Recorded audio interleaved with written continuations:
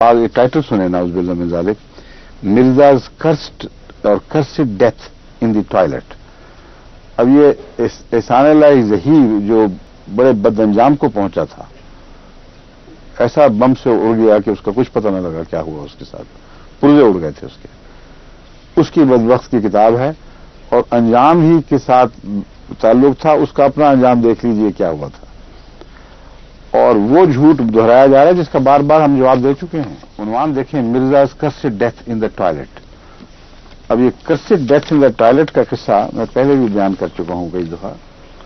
واقعہ یہ ہے کہ حضرت اقدس مسیح موعود علیہ الصلوۃ والسلام کا مولوی ثناء اللہ سے ایک مناظرہ ہوا تھا۔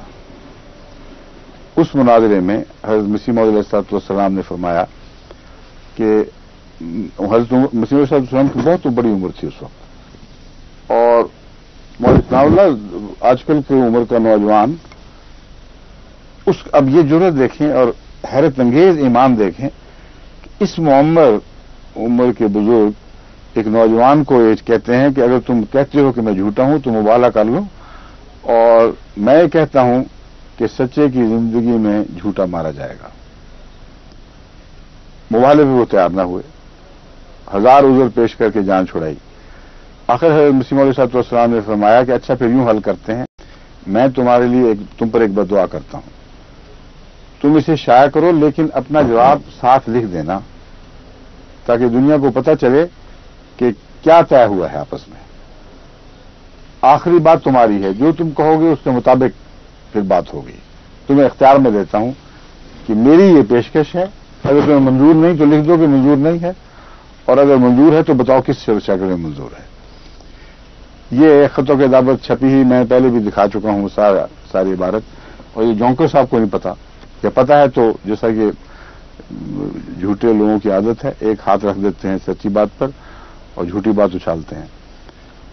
اس پہ مولوی ثناء اللہ صاحب وہ تحریر یہ تھی کہ جو جھوٹا ہے وہ سچے کی زندگی میں مرے، اور مرے اس طریق پر کہ عام بیماریوں سے نہ مرے بلکہ غیر معمولی بیماریوں سے مرے، تاکہ دنیا دیکھ لے کہ یہ اتفاقی حادثہ نہیں ہے۔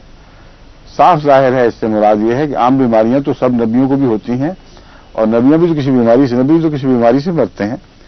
تو اس میں فرمایا وبائی ہیضہ مثلا، یہ الفاظ تھے، اسال نہیں لکھے، اور اسال کے متعلق یہی مولوی جس کے میں عبارتیں پڑھ چکا ہوں بڑے تمسخر اور مذاق سے بار بار کہتا ہے اسال کی بہت بیماری رہی، بڑی لمبا عرصہ اسال کی بیماری تھی، اس میں بھی افیم کام آتی ہے۔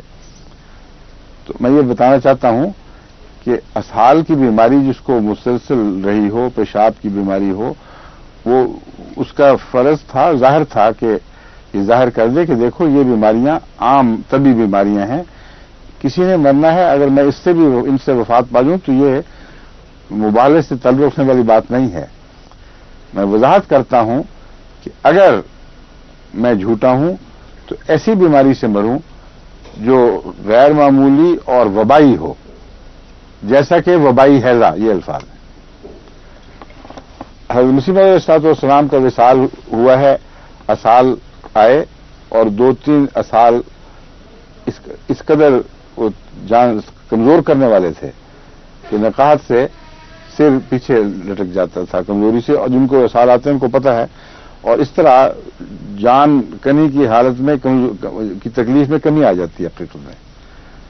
جس کو جو اسال سے وفات پاتا ہے اس کی جان رفتہ رفتہ سرایت نکل جاتی ہے جسم سے، اور بہت کم جان کنی کی تکلیف ہوتی ہے۔ مگر نعوذ باللہ یہ بدبختی کہ ایک ٹٹی میں مرا، یا نعوذ باللہ غسل خانہ اجابت میں مرا، یہ سب مولویوں کی بکواس ہے۔ حضرت مسیح موعود علیہ السلام کے متعلق یہ روایتیں خود حضرت مرزا بشیر احمد صاحب نے لکھی ہیں، اور خود آپ کے خسر حضرت میر ناصر نواب صاحب نے لکھی ہیں۔ اپنے ہاتھ سے کھلی کھلی کتاب بنا دیا ہے آپ کی زندگی کو، اور اس میں یہ لکھا ہے کہ وصال اس طرح ہوا تھا کہ جب بھی نماز کا وقت تھا، جب بھی کسی نقاہت اور کمزوری سے ہوش آتی تھی تو تیمم کے لیے مٹی طلب کرتے تھے اور نماز شروع کر دیتے تھے، اور نماز پڑھتے پڑھتے غنودگی ہوتی تھی، پھر اگر بیماری کا حملہ ہوا پھر صفائی کی جاتی تھی، اور اس کے بعد پاک صاف بدن کے ساتھ آپ اسی طرح لیٹتے تھے اور پھر نماز شروع کر دیتے تھے۔ وصال ایسی نماز کی حالت میں ہوا ہے. یہ مولوی شرارت سے یہ بند کر دیتے ہیں. اب سنیے اس چیلنج کی بات. وہ جو اسہال عام بیماری تھی اور اسی سے وصال ہوا، اس کو مباہلے میں جھوٹا ثابت کرنے کے لیے انہوں نے وبائی ہیضہ قرار دے دیا. امر واقعہ یہ ہے کہ حضرت مسیح موعود علیہ السلام کا وصال لاہور میں ہوا ہے، اور یہ بھی اللہ کی شان تھی کہ قادیان میں نہیں ہوا، کیونکہ اگر قادیان میں ہوتا اسہال سے وصال تو مولوی کہہ سکتے تھے کہ وبائی ہیضہ ہو گیا ہے، اس کا کوئی توڑ جماعت کے پاس نہ ہوتا. لاہور میں ہوا، اور ہوا ہے مئی کے مہینے میں، جو کڑاکے کی خشک دھوپ کا زمانہ ہے، جس میں وبائی ہیضہ ہوتا ہی نہیں. تاریخ نکال کے دیکھ لیں ہند و پاکستان میں، وہ مئی کے مہینے میں وبائی ہیضہ نہیں چلا کرتا ہے، جولائی اگست میں جا کے پھوٹتا ہے. لیکن اس پر مزید یہ کہ ہندوستان کی برطانوی حکومت کا بڑا سخت قانون تھا کہ وبائی ہیضہ سے مرے ہوئے شخص کی لاش ایک جگہ سے دوسری جگہ منتقل نہیں کی جائے گی. بس یہ گواہی خدا تعالیٰ نے آپ کی صداقت پر ہمیشہ کے لیے قائم کر دینی تھی، اور جس کو یہ اپنی طرف سے جھوٹا ہونے کی دلیل دے رہے ہیں وہ سچے ہونے کے ایک عظیم نشان بن جاتا ہے. یہ سول سرجن لاہور نے تحریری سرٹیفکیٹ دیا کہ یہ مریض وبائی ہیضہ سے نہیں مرا، یہ اسہال کی تکلیف سے مرا ہے، اور اس لیے اس کو قادیان ریموو کرنے میں اس کی نعش کا کوئی حرج نہیں ہے. اور اس سرٹیفکیٹ کے نتیجے میں باقاعدہ ریلوے میں آپ کی نعش بٹالے تک پہنچائے گی، اور اس کے بعد پھر صحابہ کرام نے اپنے کندھوں پر 12 میل کا فاصلہ طے کر کے قادیان پہنچایا. تو یہ تو وہ حال ہے جہاں تک وصال کا طریق کا تعلق ہے. اب سنیے مولوی ثناء اللہ صاحب کا چیلنج کو قبول کرنا یا نہ کرنا. حضرت مسیح موعود علیہ السلام نے لکھا کہ اگر میں جھوٹا ہوں تو پھر میں یہ دعا کرتا ہوں کہ کہ تم دیر تک زندہ رہو اور میں تمہاری زندگی میں مر جاؤں. اگر میں سچا ہوں تو تم میری زندگی میں مر جاؤ، لیکن اس کے بعد آخری بات تم نے لکھنی ہے، شائع کر کے لکھ دو. مینو ان شائع کیا، دلیلیں بنائیں کہ کیوں یہ بات میں قبول نہیں کر سکتا، نہ کروں گا. اور یہ نوٹ اپنے قلم سے لکھا کہ میں تو اس اصل کو تسلیم ہی نہیں کرتا کہ سچا جھوٹے کی زندگی، جھوٹا سچے کی زندگی میں مرتا ہے. میرا عقیدہ یہ ہے کہ سچا جھوٹے کی زندگی میں مرتا ہے، اور میری دلیل یہ ہے کہ مسلمہ کذاب بدبخت جو جھوٹا تھا، اس کی زندگی میں حضرت اقدس محمد رسول اللہ صلی اللہ علیہ وسلم فوت ہو گئے. اور میرا مذہب یہ ہے کہ جھوٹے کی رسی دراز کی جاتی ہے. اب بتائیے، جس نے یہ لکھا اور کہا شائع کرو اور آخری بات اپنے قلم سے لکھ دو، وہ آخری بات کیوں جونکر صاحب نے نہیں پڑھی؟ پڑھی ہوئی ہے. جھوٹ بولتے ہیں یہ لوگ، یا نہیں پڑھی. میں نہیں جانتا کہ کہاں کس سعودی قوم سے تعلق رکھتے ہیں. اگر یہ سعودی ہیں، مجھے تو مزاج سعودی نظر نہیں آتا. مزاج تو ان کا بڑا ہی گندا گھٹیا پنجاب کا یا ہندوستان کی بعض ریاستوں کے مزاج جو ہوتے ہیں مولویوں کے ہم جانتے ہیں ویسا ہی لگتا ہے. لیکن اگر خود نہیں پڑھا تو پھر وہ ظہیر کی کتاب سے اٹھا کر منوان وہی بات بیان کر دی ہے. تقویٰ تو قریب بھی نہیں پھٹکا ان لوگوں کے. بس یہ حال ہے ان کا اور ان کے جھوٹے الزامات کا. ایک رو اور چلی ہوئی ہے آج کل ان کا گالیاں دینے کی، اور میں ان کے متعلق بتاتا ہوں. حضرت مسیح موعود علیہ السلام کو جو لوگ گالیاں دیتے ہیں ان کو کوئی حیا نہیں ہے، کیونکہ حضرت مسیح موعود علیہ السلام کی ساری عمر حضرت اقدس محمد مصطفیٰ صلی اللہ علیہ وسلم کی مدح سرائی میں گزری ہے. اور ایسا کلام ہے آپ کا کہ روحیں وجد کر اٹھتی ہیں. بڑا ہی بد نصیب اور بدبخت انسان ہوگا جو مسیح موعود کو گالیاں دینے میں اپنے آپ کو اپنی زندگی ضائع اور باطل کر دے. تو یہ تو حضرت اقدس مسیح موعود علیہ السلام پر یہ گند بکنے والے لوگ جو ہیں ان کو میں بتاتا ہوں کہ حضرت مسیح موعود علیہ السلام کی ساری زندگی قرآن اور حضرت محمد مصطفیٰ صلی اللہ علیہ وسلم کے عشق میں اور اللہ تعالیٰ کی ہم سرائی میں صرف ہوئی ہے. جو خدا کی محبت میں آپ کے دل سے جو ابلتے ہوئے چشمے پھوٹے ہیں، وہ آپ کی نثر کے کلام میں بھی اور نظم کے کلام میں بھی ایک لاسانی مقام رکھتے ہیں۔ حضرت رسول اکرم صلی اللہ علیہ وسلم کی مدح میں جو آپ نے گیت گائے ہیں، جو تحریریں لکھی ہیں، جو عربی میں، فارسی میں، اردو میں، نظم و نثر میں جس بے حد والہانہ اور پاک محبت کا اظہار کیا ہے، اس کی کوئی مثال آپ دوسری دنیا میں کسی مذہب، کسی فرقے سے نکال کے دکھا نہیں سکتے۔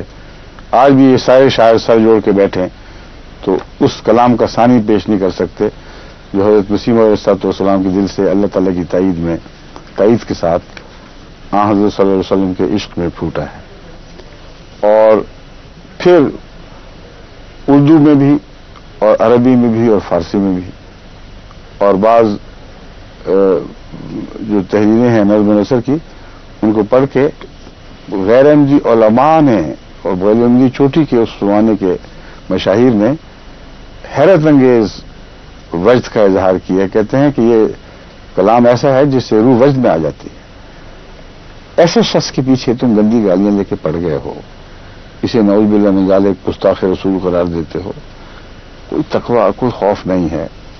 دراصل تم اس انجام سے بے خبر ہو جو پہلے انبیاء کے مخالفین کا انجام ہوا تھا، ان قرآن کریم کے حوالوں سے نابلد ہو، تمہیں علم ہی نہیں شاید کہ قرآن کریم اس طرز عمل کو کیا قرار دیتا ہے۔ اس لیے میں چند آیتیں آپ کے سامنے رکھ دیتا ہوں، آگے آپ کی مرضی ہے، استغفار کریں، توبہ کریں، یا اس انجام کو پہنچنے کا فیصلہ کر بیٹھے ہیں جو ایسے لوگوں کا ہوا کرتا ہے، تو پھر آپ کی مرضی۔ اس دنیا میں بھی آپ کے لیے ذلت و رسوائی لازم ہوگی، اور آخرت میں جو مقدر ہے وہ تو ہے ہی۔ اللہ تعالیٰ فرماتا ہے الرعد آیت 33، وَلَقَدْ اعوذ باللہ من الشیطان الرجیم بسم اللہ الرحمن الرحیم وَلَقَدِ اسْتُهْزِئَ بِرُسُلٍ مِّن قَبْلِكَ فَأَمْلَيْتُ لِلَّذِينَ كَفَرُوا ثُمَّ أَخَذْتُهُمْ فَكَيْفَ كَانَ عِقَابِ۔ اور اے محمد، تجھ سے پہلے بھی تو استہزاء کیا گیا تھا میرے رسولوں کے ساتھ، بس وہ لوگ جنہوں نے انکار کیا تھا انہیں کچھ عرصے کے لیے میں نے ڈھیل دی، مگر پھر میں نے انہیں پکڑ لیا، اور دیکھو میری کیسی سخت پکڑ تھی۔ وہ پکڑ کیسی سخت تھی جو خدا کی طرف سے آئی تھی۔ یہ وہ ہے قرآن کریم کا انذار۔ اگر ان سے بے خبر تھے، ان کو خیال نہیں آتا پاک لوگوں کی تجدید کرنے کی کوشش میں، تو میں یاد دلا دیتا ہوں۔ وَلَقَدِ اسْتُهْزِئَ بِرُسُلٍ مِّن قَبْلِكَ وَحَاقَ بِالَّذِينَ سَخِرُوا مِنْهُم مَّا كَانُوا بِهِ يَسْتَهْزِئُونَ۔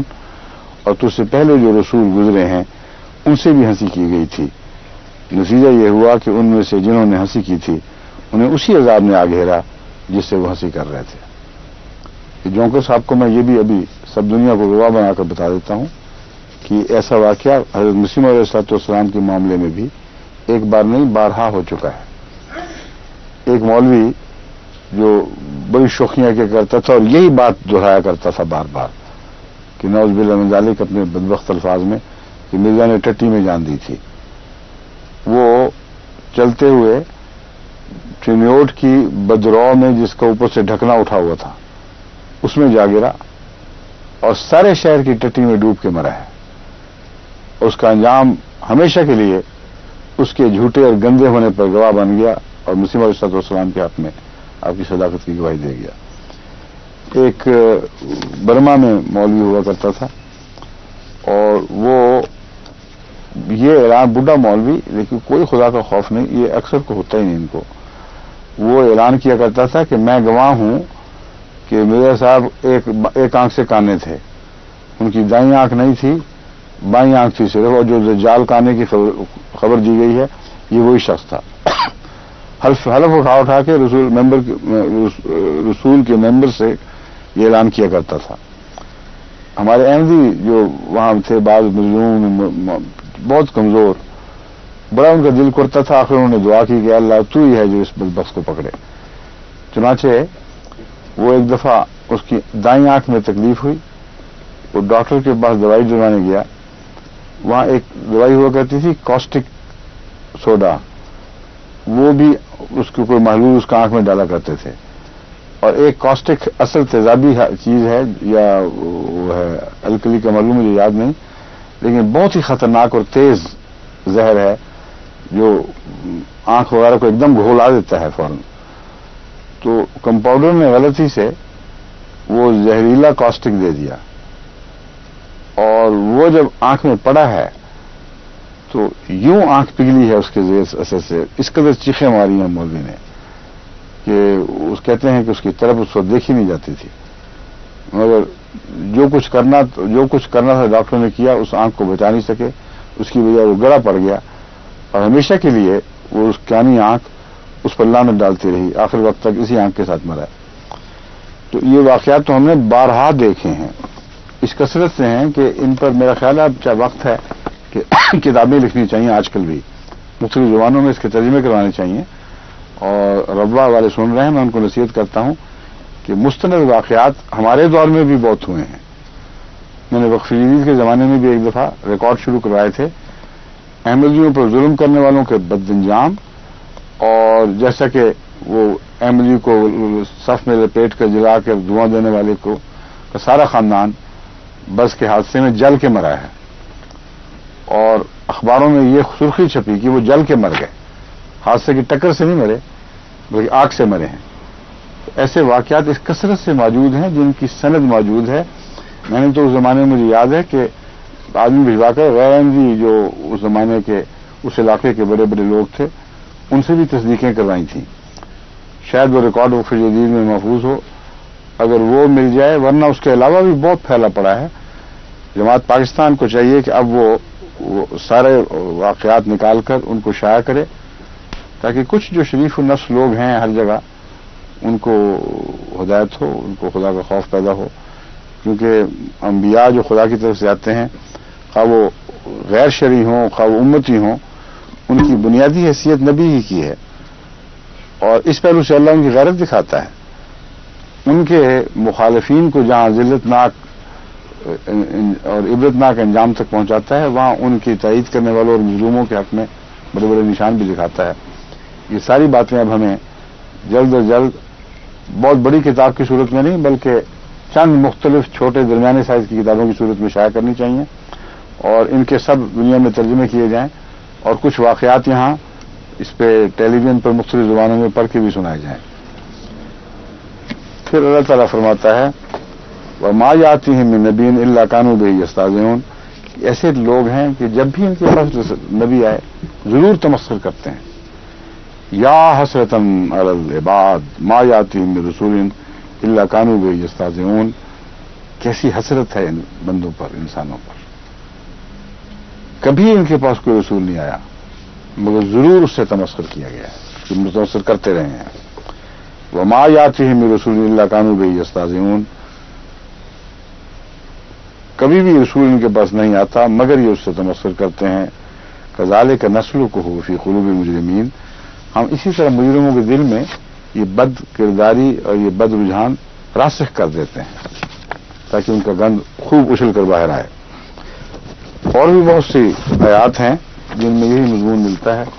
اس میں یہ جونکر صاحب جو کچھ یہ چیز ہیں ان کو بھی اور ان کے حوالے سے دوسرے ایسے علماء کو جو گند اچھالنے سے باز نہیں آ رہا ہے، میں نصیحت کرتا ہوں کہ خدا کا خوف کریں اور رکیں، اور اللہ اور محمد رسول اللہ صلی اللہ علیہ وسلم و قرآن کی مدح میں حیرت انگیز روحوں کو وجد میں لانے والے نغمے الاپتے ہوئے بزرگ کے اوپر زبان کھولتے ہوئے خدا کا خوف کریں اور اللہ کے عذاب سے ڈریں. السلام علیکم و رحمۃ اللہ وبرکاتہ.